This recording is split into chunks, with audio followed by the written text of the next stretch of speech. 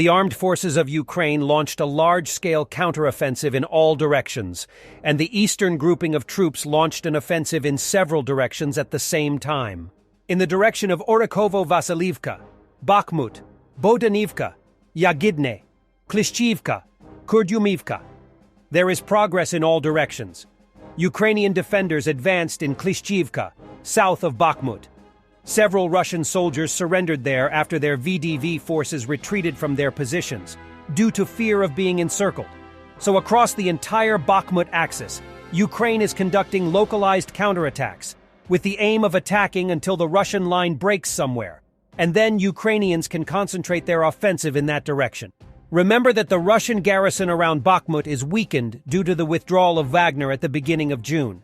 The Russia garrison now consists of motor rifle brigades, BARS volunteers, Russian airborne forces, DPR, LPR fighters, and several PMCs like Shoigu's PMC Patriot, Fakel, and Veterans, 60th Motorized Infantry Battalion. These PMCs are smaller than Wagner, but are pretty well equipped due to their connects to the higher-ups in Ministry of Defense and corporations. In the east, a Ukrainian soldier from the 10th Mountain Assault Brigade targets a low-flying Russian Su-25 with an Igla manpads, scoring a hit.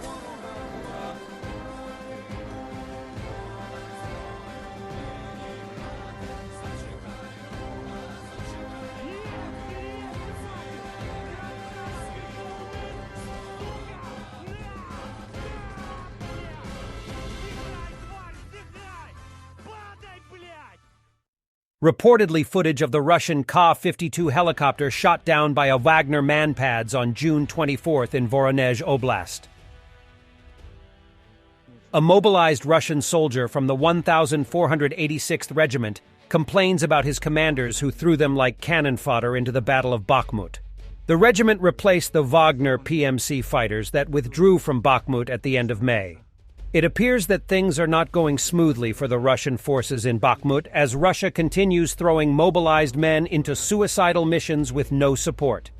Мы относимся к Ленинградскому полку 1486, не прошедшего почти что никакого обучения. Закинули сюда, под Бахмут. Сейчас находимся недалеко от Ягодного, второй день. Постоянно работает артиллерия по нам, птички.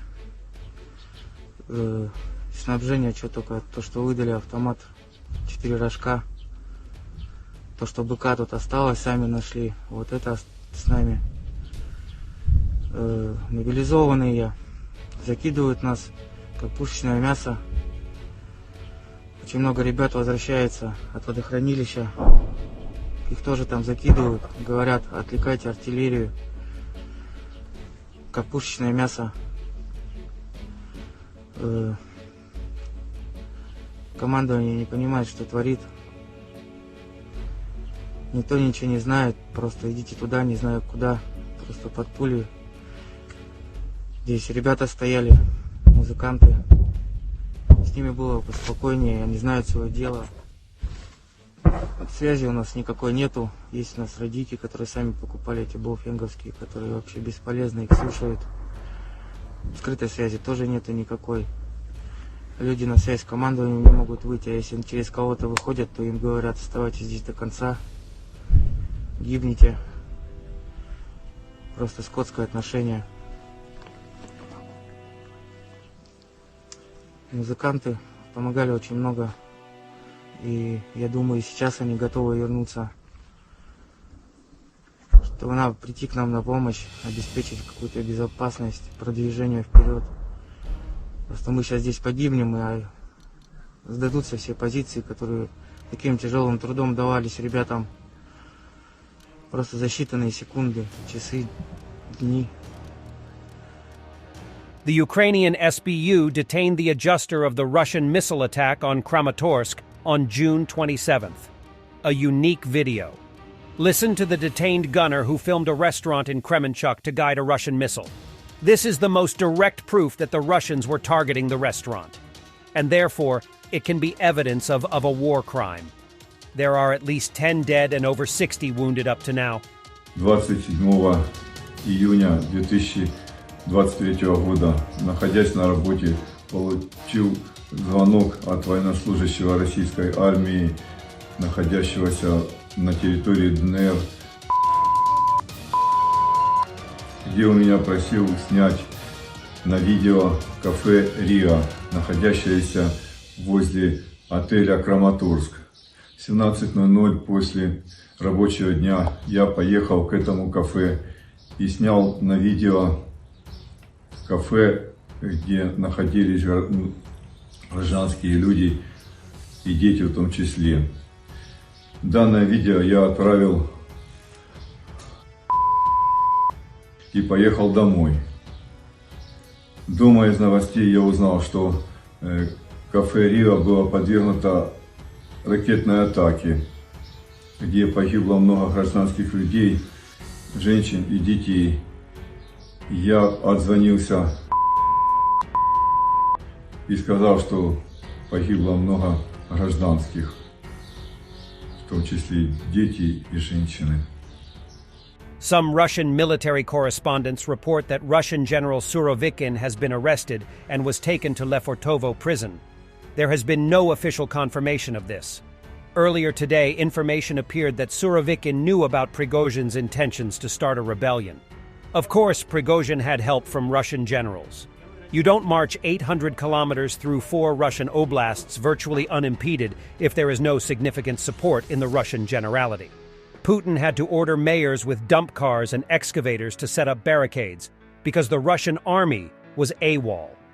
Even though the circumstances of Wagner's stopping at the gates of Moscow are murky, I stand by my word that Moscow would have been taken by Sunday.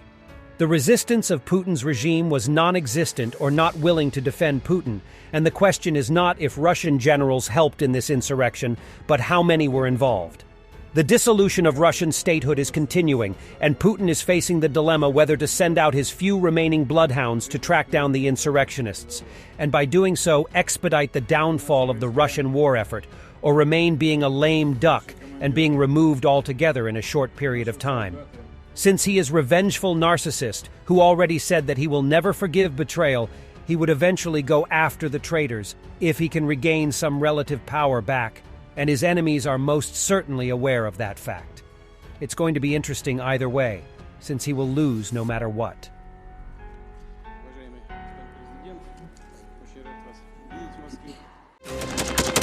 Thanks for watching, and don't forget to subscribe.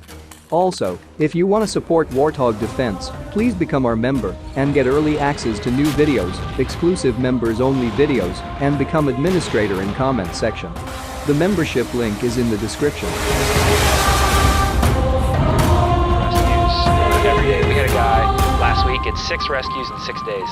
You know, he's doing the job every day.